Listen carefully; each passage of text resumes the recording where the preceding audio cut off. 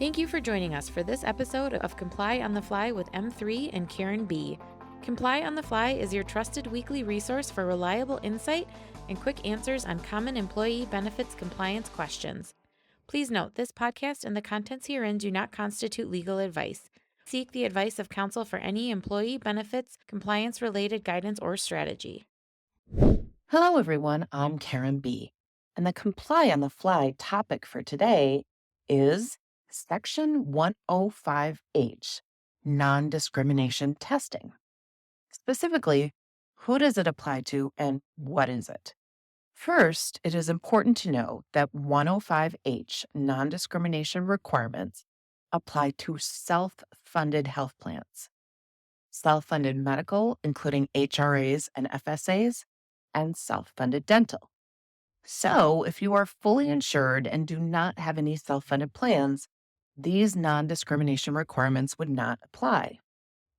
The Affordable Care Act, or ACA, included some non-discrimination requirements for fully insured plans, but regulations were never promulgated. So for now, fully insured health plans are not required to do non-discrimination testing. But this has been a requirement for self-funded plans even before the ACA. The 105H non-discrimination requirements prohibit self-insured health plans from discriminating in favor of highly compensated individuals, or HCIs, with respect to eligibility to participate in the plan and to the benefits provided under the plan. The required testing is a two-part process that includes an eligibility test and a benefits test. If the plan fails either test, at least a portion of the benefits provided to the HCIs, or highly compensated individuals, become taxable. The first test is the eligibility test, which determines whether or not enough non-highly compensated individuals can participate in the plan. There are 3 alternative tests that can be used to pass this requirement. First, the 70% test, which requires that 70% or more of all non-excludable employees participate in the plan. The second is the 70%, 80% test, which is a 2-part test. First, determining if at least 70% of all non-excludable employees are eligible to participate in the plan. And then, if at least 70% are eligible, that at least 80% of those eligible actually participate in the plan. And finally, the non-discriminatory classification test, which is passed if the employer can demonstrate that employees qualify under a classification set up by the employer that the IRS determines does not discriminate in favor of highly compensated individuals. And this test is more subjective than the first two and best used when one of the first 2 tests cannot be satisfied. Now, we're talking a lot about highly compensated individuals, or HCIs, and we're talking about excludable employees.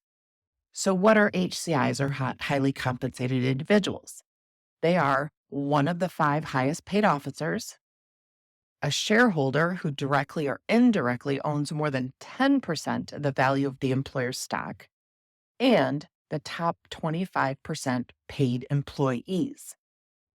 Excludable employees are employees that have not completed 3 years of service, employees who are younger than 25 at the beginning of the plan year, part-time and seasonal employees, employees covered by a collective bargaining agreement, and non-resident aliens with no U.S. source earned income.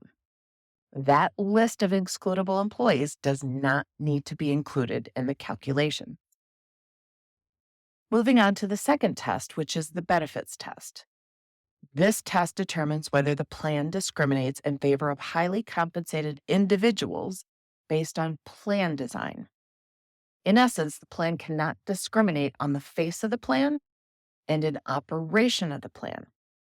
Discrimination on the face of the plan could be something such as requiring HCIs, or those highly compensated people, to contribute less to the premium, or an application of a shorter waiting period to the highly compensated individuals.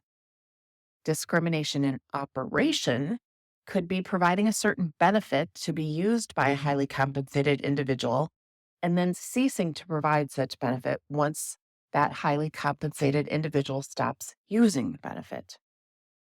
The consequences of failure depend upon which test was failed.